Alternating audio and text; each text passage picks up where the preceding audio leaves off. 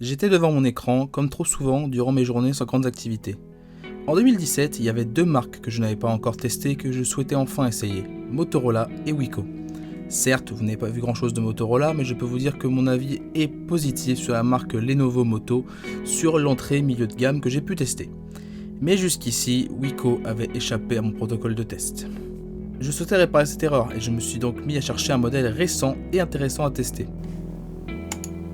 Tiens, le Wiko View 2 est largement mis en avant sur le site officiel de la marque. 199€. Le prix est intéressant, ce modèle pourrait correspondre à beaucoup de budgets modestes. J'allais commander ce modèle en me disant qu'enfin je pourrais dire des choses positives de la marque française, mais à la lecture des caractéristiques.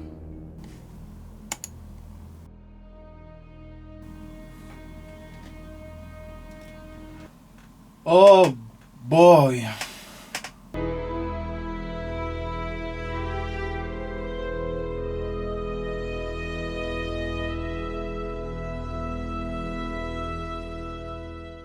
Si vous me suivez depuis un moment, vous savez qu'il y a 3 choses que je déteste dans la high-tech et à défaut d'en détester certains, je n'hésite pas à les critiquer ouvertement. Apple, Wiko et Jojol.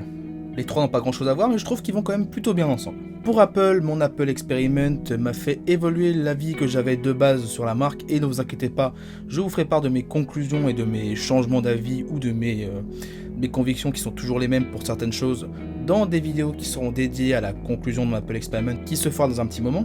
Je vais pas vraiment vous donner de date parce que moi et mon planning ça fait 4, c'est bien connu. Et pour Jojol, qu'il fasse son business. Et j'ai bien dit business, pas autre chose.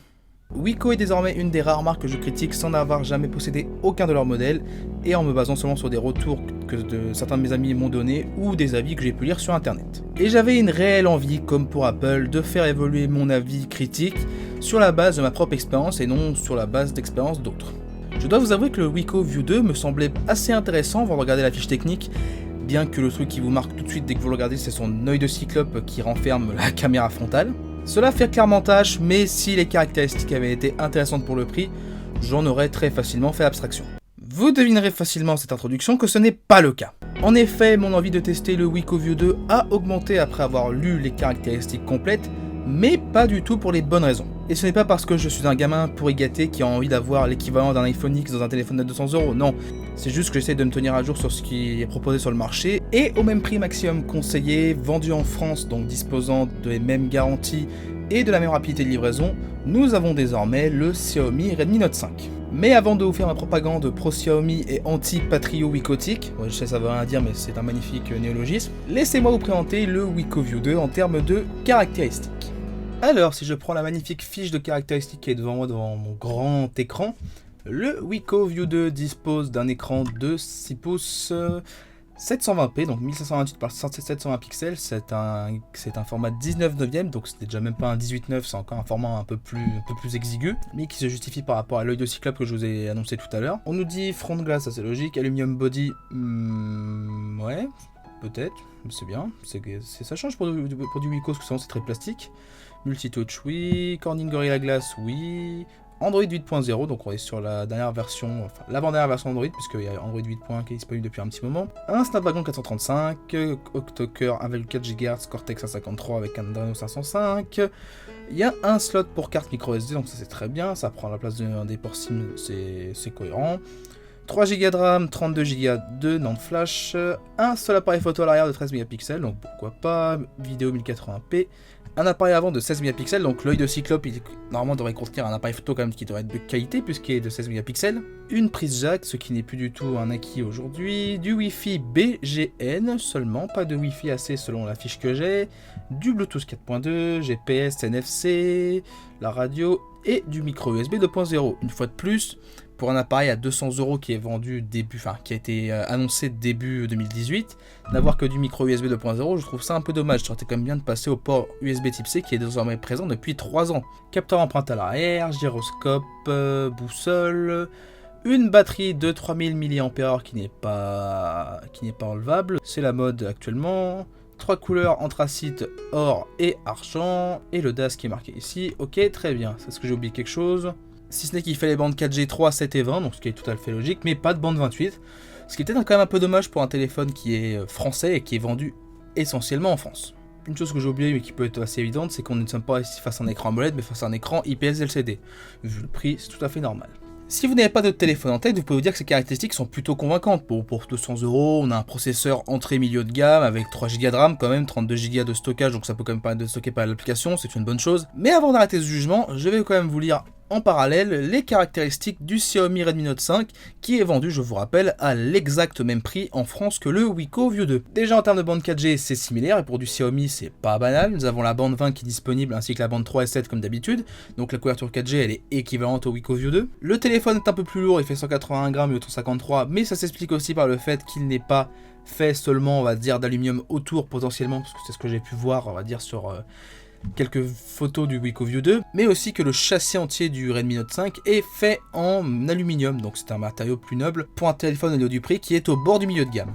On retrouve une nouvelle fois un écran IPS LCD de même taille, bon 5,99 pouces au lieu de 6 pouces, c'est la même chose, sauf qu'ici nous avons un ratio 18/9, donc nous sommes sur un ratio qui n'est plus celui du 16/9 qui est, on va dire, la norme pour le contenu multimédia, mais qui est moins dérangeant que du 19/9, surtout que sur ce téléphone, point positif, même sans que je l'ai encore en main, il n'y a pas d'encoche. Et ici l'écran n'est pas 720p pour du 6 pouces, mais c'est un écran 1080p, donc nous avons un écran bien plus défini que celui du Wiko View 2, ce qui fera sûrement une petite différence à l'œil.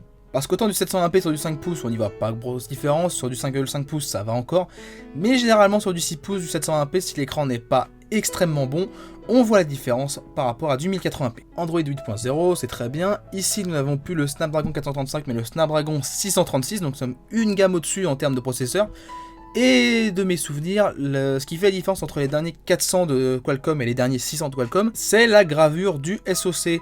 Les derniers 400 quelque chose de Qualcomm sont gravés toujours en 28 nanomètres, ce qui est une technologie qui n'est plus toute récente, alors que les 600 quelque chose, depuis le Snapdragon 625, sont gravés en 14 nanomètres, ce qui aide pour l'autonomie et qui est censé normalement aussi réduire un peu la chauffe du SoC. Donc en théorie, nous avons un processeur plus puissant, plus économe et qui devrait chauffer moins. Ça commence quand même à peser fort dans la balance.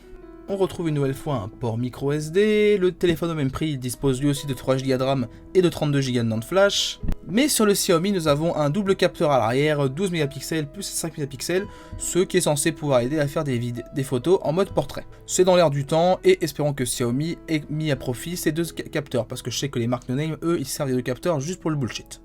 Ça filme aussi en 1080p, 13 mégapixels à l'avant, donc nous avons un capteur un peu moins défini à l'avant, mais bon, 13 ou 16 mégapixels, ça devrait quand même pouvoir aider à faire de beaux selfies. Et en plus sur le Xiaomi, nous avons une LED flash à l'avant, ce qui peut aider en basse lumière.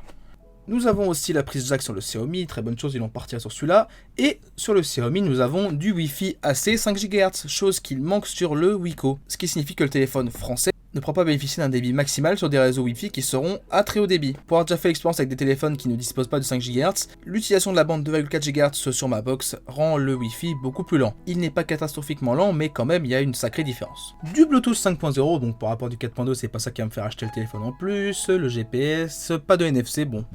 Certains peuvent dire que c'est un gadget, ça peut servir pour ceux qui servent du paiement sans contact, personnellement ce n'est pas mon cas. Il dispose d'un port infrarouge, radio FM, et même compromis que pour le Wiko, et donc je vais le signifier pareil, utiliser un port micro USB sur un téléphone à 200 € début 2018. Honnêtement, j'aurais préféré un port USB type C, ça aurait coûté un poil plus cher je pense, mais ça fait 3 ans que l'USB type C est implanté sur nos smartphones et je pense que maintenant il doit coûter un peu moins cher à produire. Et quand je parle de début 2018 pour ces smartphones, c'est qu'au moment où ils ont été annoncés, ils sont sortis je crois en avril-mai les deux. Capteur d'empreinte à l'arrière, gyroscope, boussole comme pour l'autre.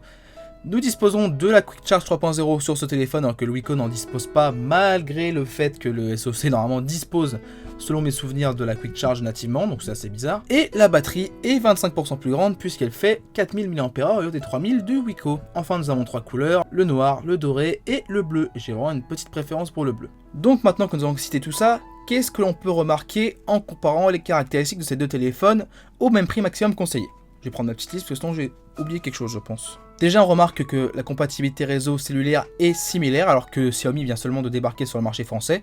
Donc Wiko malheureusement n'a pas cherché à prendre davantage en incluant la bande 28 dans ses téléphones, ce qui est dommage, mais comme je serai amené à le répéter plus tard je pense, c'est pas un défaut que pour l'instant je considère comme majeur parce que la bande 28 n'est pas déployée de manière globale sur la France. Le Wiko il est plus léger mais il est fait de matériaux moins nobles, de ce que j'ai pu voir le Wiko il a un dos en plastique alors que le Xiaomi est entièrement fait de métal à l'exception de l'écran bien évidemment. Malgré que les deux téléphones disposent d'écrans de même taille à 0,01 pouces près, Le Wiko a un écran bien moins défini que celui du Xiaomi, on parle quand même d'environ 110 pixels par pouce de différence. Nous disposons d'une puissance théorique bien supérieure sur le Xiaomi, sans qu'il y ait de concessions à faire sur l'autonomie, car la série des Snapdragon 6 quelque chose comme je l'ai dit tout à l'heure, ils ont fait de gros progrès sur ce point, et le fait que leur gravure soit en 14 nanomètres et non en 28 nanomètres comme le Snapdragon 435 qui est dans le Wiko, je pense que ça peut pas mal aider au fait que le Xiaomi puisse avoir une excellente autonomie, en plus du fait qu'il ait une plus grosse batterie que le Wiko. On remarque de même capacité de NAND flash et de RAM sur les deux appareils, bien que le Xiaomi dispose de RAM qui devrait être théoriquement un peu plus rapide. On a une double caméra sur le Xiaomi face à une simple caméra sur le Wiko, donc ça peut être quelque chose de très intéressant, mais je reste extrêmement prudent sur ce point parce que ça peut très rapidement devenir un gimmick et en fait ne rien apporter du tout. On remarque l'absence de Wi-Fi AC et de la bande 5 GHz sur le Wiko, alors que pourtant le SoC le supporte nativement selon Qualcomm. Ce qui pour moi est une absence majeure pour ceux qui disposent d'un accès Wi-Fi qui vient d'une ligne fibre optique. Sur les deux appareils, un même compromis a été fait, l'utilisation d'un port micro USB 2.0 en lieu et place d'un port USB Type C, alors que celui-ci se répand sur le monde de la mobilité depuis maintenant 3 ans, sur les smartphones, les tablettes, les ordi portables, etc. Que ce soit pour le Wiko ou pour le Xiaomi, je trouve ce choix étrange et décevant. Malgré tout, je n'irai pas dire comme certains sur le net que c'est un deal breaker.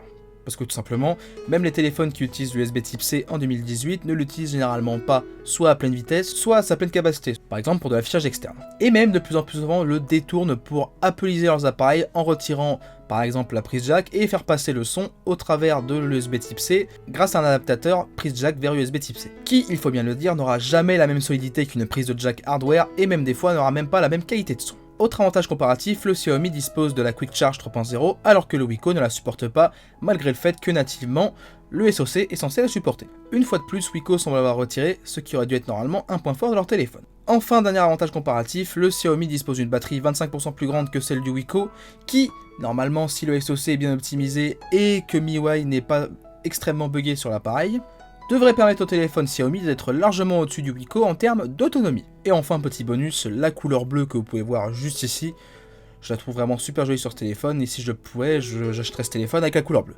Bref, si on fait un tableau listant les avantages comparatifs entre le Wiko et le Xiaomi, vous pouvez remarquer que le Xiaomi est très largement supérieur sur le papier au Wiko View 2. Néanmoins, vous me connaissez, je déteste juger en vidéo simplement sur des faits, sans avoir jamais eu un seul téléphone de la marque entre les mains. C'est pour cela que ces derniers jours, j'ai commandé et même reçu les deux téléphones dont je viens de faire l'épellation des caractéristiques. Et comme le titre laisse entendre, cette vidéo sera la première vidéo d'une série qui fera la comparaison entre Wiko et Xiaomi sur la base de ces deux modèles qui coûtent exactement le même prix, soit 199 €. Et à côté de cette série de vidéos, il y aura une série de vidéos plus classique avec donc la présentation et le test des deux téléphones, notamment pour ceux qui ne sont pas abonnés à ma chaîne et qui donc ne comprendront pas forcément le but de ma démarche tout de suite. Donc ne vous étonnez pas de voir pas mal de vidéos sur ces deux marques et sur ces deux téléphones, jusqu'à la conclusion des tests et à mon avis final sur ces deux téléphones et un premier avis sur les deux marques, en comparaison l'une de l'autre. Voilà pour ce qui est de cette première vidéo de cette série Wiko versus Xiaomi. Si vous avez aimé cette vidéo et que vous êtes impatient de voir arriver les premières vidéos de comparaison et les vidéos classiques sur ces deux téléphones et sur ces deux marques, n'hésitez pas à lâcher un gros pouce bleu. Et sur ce, j'ai pas grand chose à rajouter, je vous dis à très bientôt pour une prochaine vidéo. Allez, salut!